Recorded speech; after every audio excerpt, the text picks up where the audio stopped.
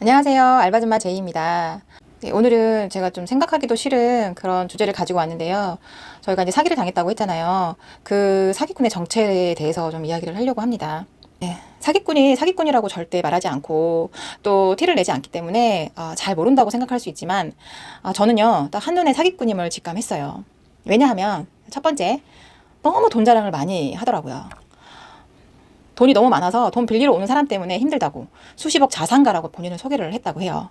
그렇지만 친분이 조금 생긴 뒤에 저희 남편한테 약 1,500만 원인가? 2천만 원인가를 빌려달라고 그렇게 해서 빌려줬다고 해요. 이 사실도 한참 뒤 사기라는 것을 남편이 인지했을 때 저는 그때 알았어요. 남편이 저에게 한마디 의논도 없이 그렇게 그놈에게 돈을 빌려준 거였어요.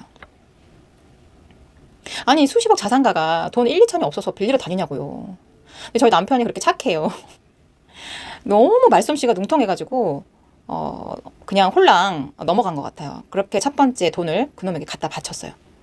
근데 있는 사람들은 절대로 돈 자랑 안 합니다. 두 번째, 너무 호화스러운 자기 생활을 자랑을 많이 했어요. 그러니까 첫 번째와 연결되는 내용인데요. 저는 이놈이 사기꾼임을 너무 의심했었거든요.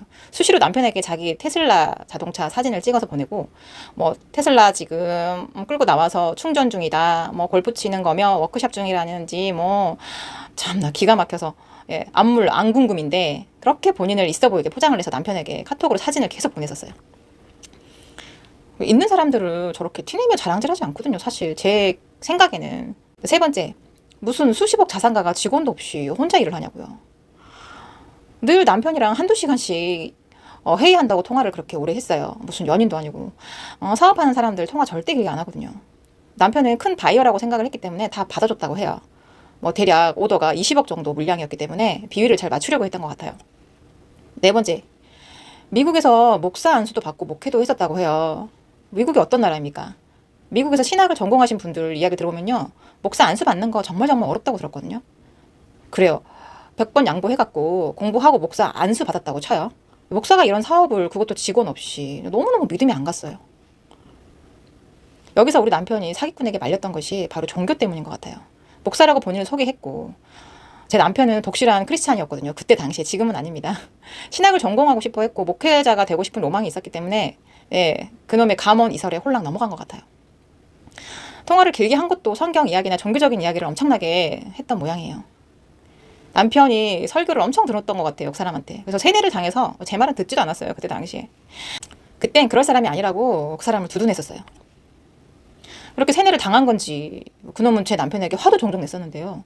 돈 달라고 할 때마다 그랬던 것 같아요. 무섭게 아주 그냥 화를 크게 낸 다음에 큰 돈을 앞으로 당신에게 맡길 건데 이거 하나 해결 못하냐고 잘해보라고 또 남편을 달래기도 하고 얼레기도 하고 화도 내고 옆에서 제가 보니까 그러는 것 같았어요. 이거 잘 생각해보면 전형적인 가스라이팅 아닌가요? 이게 말로만 듣던 지금 생각해보니까 가스라이팅이었던 것 같아요. 사업을 하는데 종교 이야기는 하는 게 아니거든요. 제 생각에는 아무리 생각해도 종교가 개입이 돼서 무슨 아무튼 그랬었습니다. 저희 남편은요 종교적으로 너무나 잘 맞는다고 생각을 했고 목사라고도 했고 이번 것만 잘 되면 남편은 우리가 더 편해지고 부모님도 더 잘 모실 수 있을 거라고 생각을 했대요. 그래서 좀 잘해보려고 한마디로 돈을 벌어가지고 가족들과 더 행복해지고 싶었는데 사실 우리는 이 사람을 만나고 나서 더 불행해졌습니다. 그 사람은 미국에 살고 있어요. 미국에 사는 한국 사람인 거죠. 심지어 한 번도 만난 적이 없어요. 코로나가 창궐해서 모든 그 공항이 차단되고 그러면서 비대면으로 이메일과 통화로 비즈니스를 해야 했어요. 첫 번째 오더가 있었을 때 남편은 그놈을 믿고 나중에 돈을 준다고 했기 때문에 가진 돈을 털어서 주변에 빌리고 해서 물건을 만들었어요. 물론 그냥 만든 건 아니에요. 무역 용어로 LC라고 하는데 그러니까 중간에 은행을 끼고 돈을 받는, 예를 들어서요. 미국 회사가 미국 은행에 돈을 넣고 한국 은행으로 돈을 보내면 은행이 돈을 가지고 있다가 물건을 우리가 그 기한 내에 미국에 보냈다고 서류 제출을 은행에다가 하면 우리가 그 돈을 찾을 수 있는 그런 방식인데요. 좀 복잡하긴 해도 무역하시는 분들은 많이 거래하는 방식이고 아마 LC라고 하면 다들 아실 거예요. LC로 거래할 때 은행 수수료가 붙습니다. 이 수수료로 사기꾼들이 사기를 많이 친다고 들었어요. 저는 이 사실을 인지하고 있었고 남편과도 여러 번 이야기했었는데요. 이 LC 수수료 사기를 홀랑 저희가 당하고 말았네요. 사기를 당하려면 주위에 어떤 말도 들리지 않는다는 말을 저는 남편을 통해서 절실히 느꼈어요. 거래처에서 우리에게 5만 불을 계약금으로 준 것이 있었어요. 이 사기꾼이 돈을 미국에서 한국으로 보내려면 LC 수수료가 5만 불이 들어간다고 계약금 받은 거 먼저 자기에게 보내라고 하더라고요. 저는 남편에게 수수료 사기 같다고 수도 없이 말을 했는데 그때는 이제 뭐 이미 세뇌가 돼가지고 저희 남편이 말을 듣지 않았어요.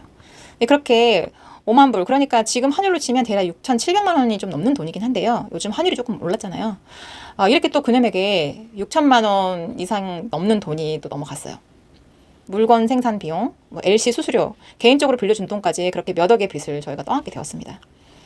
저는 솔직히 몇 억이 빚인지 전 잘 몰라요. 그놈에게 넘어간 돈만 1억이 넘는다는 건 확실한데 물건 생산 비용이 또 얼마인지, 뭐 빚이 얼만큼 있는지 물어보지도 않았어요. 아무튼 이 사기꾼 때문에 이제 저희도 사기꾼이 되었고 거짓말쟁이가 이제 된 거예요.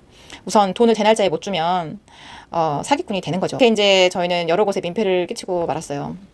예, 돈을 이제 저희가 이제 그 사람에게 돈을 독촉하면 이 사기꾼은 일주일만 있으면 된다고, 일주일만 있으면 된다고 갖은 핑계를 대면서 피했거든요.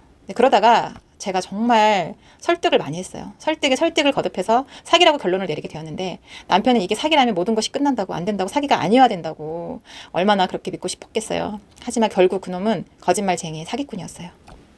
너무 괴로워서 남편은 몇 날 며칠 수습을 위해서 다녔지만 수습이 안 되죠. 저에게 죽고 싶다고 울며 불며 며칠을 그렇게 시간을 보내고 저는 또 공장으로 바로 일을 나간 것이었고요. 저희 남편도 이제 공장 일을 하면서 취업을 도모했어요. 너무 괴로운 건 주변 지인들에게 너무 민폐를 많이 주게 된 것이 우리를 더 힘들게 했어요. 빌린 돈을 주지를 못했고 매일 전화 독촉에 시달려야 했고 하루에도 몇 수십 통의 전화가 왔었거든요. 이제 순식간에 쌓아온 신용을 모두 잃고 빚과 상처와 괴로운 모든 것을 이제 이 사람 때문에 이제 가지게 된 거죠.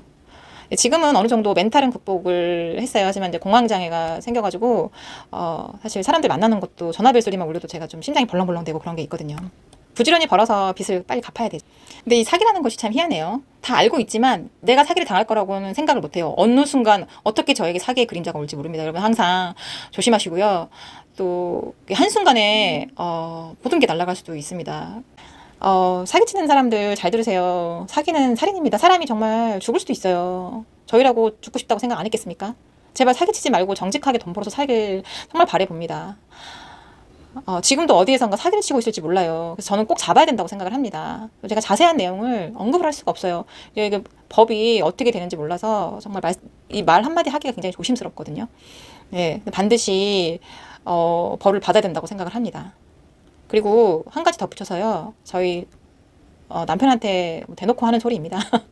착한 사람, 남의 말을 잘 믿는 사람은 사업하지 마시길 바랍니다. 네, 오늘 영상은 여기까지입니다. 좋아요와 구독은 많은 힘이 됩니다. 부탁드립니다.